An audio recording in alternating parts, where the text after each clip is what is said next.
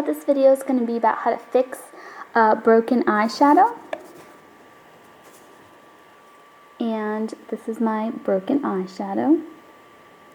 It can be, you can have just a chunk of it broken off, or it can, be in little tiny pieces. Doesn't matter, just whatever it is, put it back in the pan. Press it down a little bit to get it flat so you don't have anything, sticking out too high.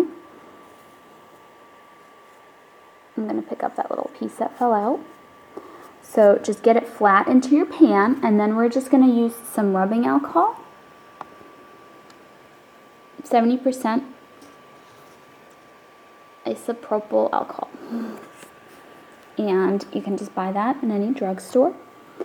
And you're going to go ahead and pour that right in to the pan.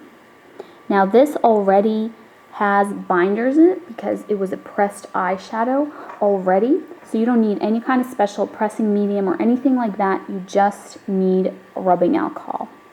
So as you can see, very wet, lots of alcohol, pretty much flooded the eyeshadow. That's what you want to do, because if you use just a tiny little bit, it might not get it wet enough to where it really melts back into shape. You might still have kind of little bumps and remnants showing you that this was once broken.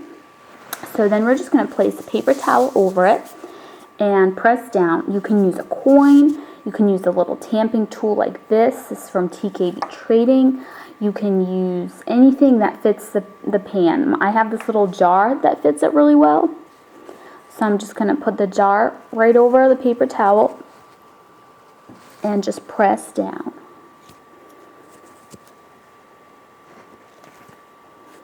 And as you can see, it's already fixed, but you might want to do this a couple more times just to get some of that extra rubbing alcohol out of there so it'll dry faster.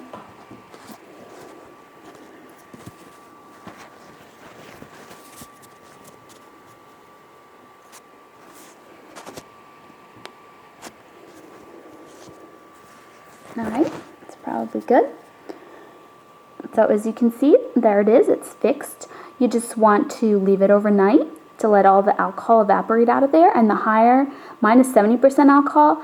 If yours is higher, like 90%, it'll evaporate quicker. If it's lower, then that means there's more water in there and it'll evaporate slower. But either way, leaving it overnight usually works. And mine's just a loose little pan, but you can absolutely do this with a compact if you have some eyeshadows in a little palette. And you can also do this with face powders and blushes. You just might need something to press with that's a little bit larger. If it's a larger circular pan, you might want to use some kind of jar. I usually look around my bathroom and some of my face creams and things. Some of those jars usually wind up working roughly being the same size. So usually something like that, or if it's an odd shape, like maybe a little triangle or a little rectangle or square, that's a little bit more difficult to find things that you can press down with. So what I usually do is I will take an orange juice carton and I will cut out the shape that I need out of the carton, because it's a pretty sturdy cardboard, and it usually doesn't absorb water very well either, because it has like a protective coating on it so the juice doesn't leak out.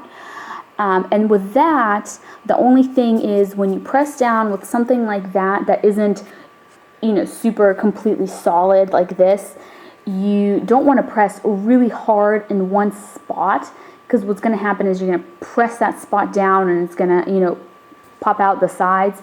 So you just kind of want to gently press all around, and it might take you a little bit longer because you have to do more gentle presses. You might have to do more, but that should work for oddly shaped pans.